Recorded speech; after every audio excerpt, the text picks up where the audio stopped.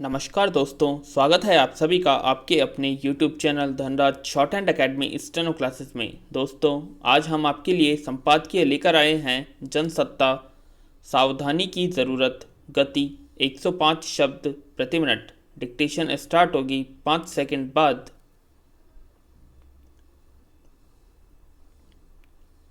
Start. यह समझना मुश्किल है कि आखिर चीन को अपने सीमा क्षेत्रों में शांति की स्थिति बरकरार रखने में दिलचस्पी क्यों नहीं है। विराम। हाल में भारत के लेह लद्दाख क्षेत्र में उसकी ओर से जिस तरह की गतिविधियां सामने आई वह दुनिया ने देखा। विराम। अगर भारत ने समय पर आपत्ति नहीं जताई होती और दुनिया की नज़र में चीन की हरकत नहीं आई होती तो शायद वह अपनी मनमानी के रास्ते पर आगे बढ़ता रहता। विराम।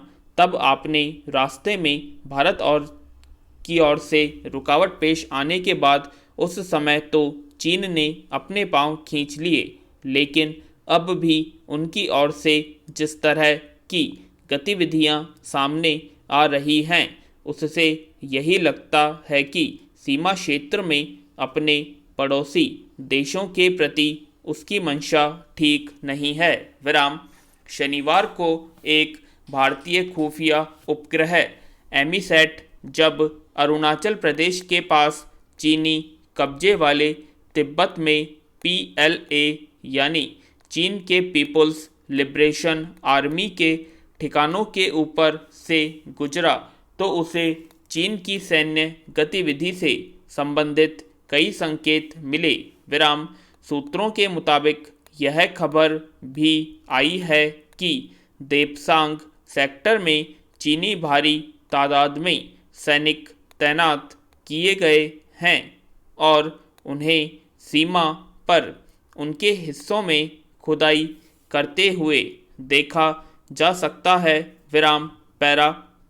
गौरतलब है कि चीन को PLA ने इससे पहले सन 2013 में भी देपसांग इलाके में घुसपैठ की थी।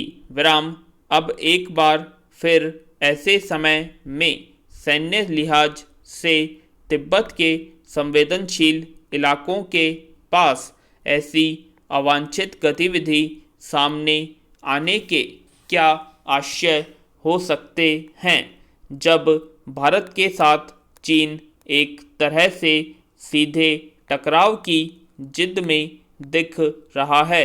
यूँ कहने को चीन शायद फिर इस बात की सफाई दे दे कि उसकी ताज़ा गतिविधि उसके अपने कब्जे वाले क्षेत्र में है और उसमें कुछ असहज नहीं है।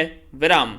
लेकिन कौटिल्य उपकरण से लैस उपग्रह दरअसल इलेक्ट्रॉनिक खुफिया पैकेज वाला है जिसकी क्षमता अन्य उद्देश्यों के लिए उच्च गोपनीय ऑपरेशन और पहलुओं को बारीकी से संरक्षित करने की है। विराम। अब अगर इसकी नज़र में चीन के सैनिक खुदाई करने जैसी गतिविधि करते हुए नज़र आए हैं तो चीन की हाल की हरकतों के मद्देनज़र उस पर संदेह होना स्वाभाविक है। विराम। यह जग जाहिर तथ्य है कि कथित रूप से चीन के कब्जे वाले क्षेत्र में सैन्य गतिविधियों को सामान्य मानकर ही भारत की सेना ने भरोसा किया और इस क्रम में हमारे 20 सैनिक शहीद हो गए। विराम। पैरा। ऐसा लगता है कि गलवान घाटी ने चीन ने जो किया और वहाँ उसकी मंशा नाकाम हुई उसकी निराशा से वह परेशान है।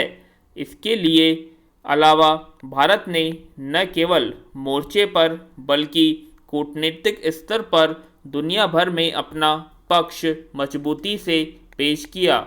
उससे चीन को एक तरह से शर्मिंदगी जैसी स्थिति का सामना करना पड़ा है।